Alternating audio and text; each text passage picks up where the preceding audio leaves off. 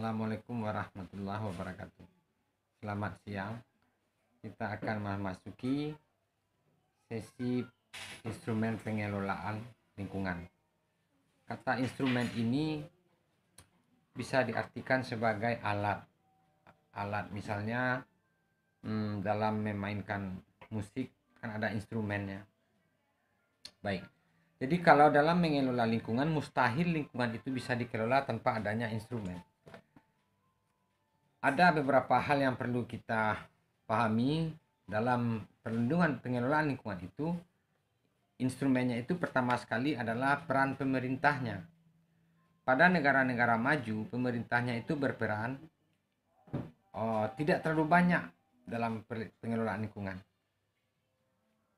Pada negara-negara berkembang, apalagi pada negara terbelakang, pemerintahnya sangat mengintervensi lingkungan hidup. Dan tak jarang pemerintah juga mengambil ada istilahnya rente ekonomi. Artinya pemerintah justru memanfaatkan lingkungan hidup itu untuk kepentingan kapitalisme. Jadi secara umum fungsi dari pemerintah itu adalah sebagai pengatur. Pengatur itu kan regulasi, kan, regulator. Jadi regulator function itu dia. Yang kedua, peran pemerintah adalah monitoring function yang melakukan memantau. Yang ketiga adalah control function, artinya melakukan pengendalian dan jadi tiga itulah peran pemerintah dalam mengelola lingkungan di dalam suatu teritorial wilayahnya, yang sehingga dengan itulah menjadi instrumen untuk pengelolaan lingkungan. Tetapi kenyataannya makin banyak suatu peraturan dibuat, anehnya justru pada negara-negara yang lingkungannya yang rusak. Nah, ini di negara kita juga, Republik Indonesia ini termasuk negara yang memiliki peraturan tentang lingkungan hidup yang banyak.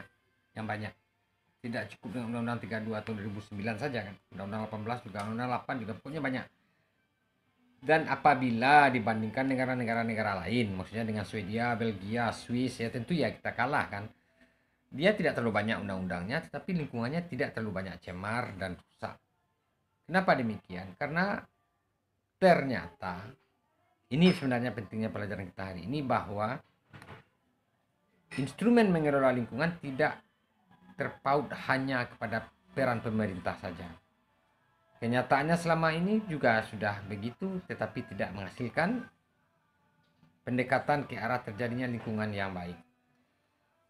Apa sebenarnya atau apa kemungkinan lain yang menjadi instrumen? Ini dia. Yang pertama adalah culture perspektif, maksudnya approach, pendekatan kebudayaan. Karena nenek moyang kita dulu itu lebih arif dia dengan lingkungan daripada kita sekarang.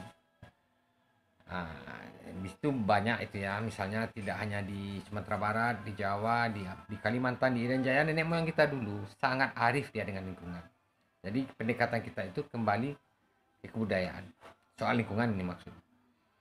Yang kedua, education, environment education, pendidikan lingkungan yang bersifat informal di tengah masyarakat, pelatihan, adanya organisasi NGO, lembaga-lembaga swadaya masyarakat. Karena lingkungan ini sesungguhnya kan tanggung jawab kita bersama. Cuma selama ini seolah-olah dibebankan ke pemerintah, dan pemerintah pun dengan oknumnya justru menganggap ini ada syarat kepentingan. Jadi ya tidak berkesudahan juga akhirnya kan. Jadi bisa saya simpulkan, instrumen pengelolaan lingkungan pertama adalah pemerintah dengan tiga perannya tadi. Kedua adalah pendekatan kebudayaan. Yang ketiga adalah environment education. Kalau secara literatur baru itu tiga itu kan. Tetapi sebenarnya ada satu hal lagi yang tidak begitu diapungkan di dunia ilmu pengetahuan, ya itulah dia pendekatan religius. Karena tidak ada agama satupun di dunia yang menyuruh manusia atau penganutnya merusak lingkungan hidup. Tidak ada, apapun agamanya.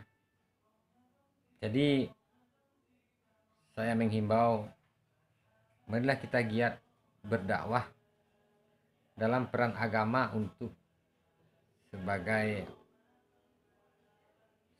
instrumen atau alat untuk membangun environment awareness, sehingga peran pemerintah tidak dikesampingkan, tetapi justru pemerintah terbantu.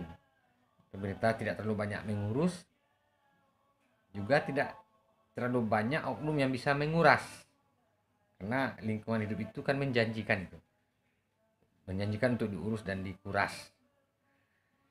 Kira-kira itu yang bisa saya sampaikan, pengelolaan lingkungan.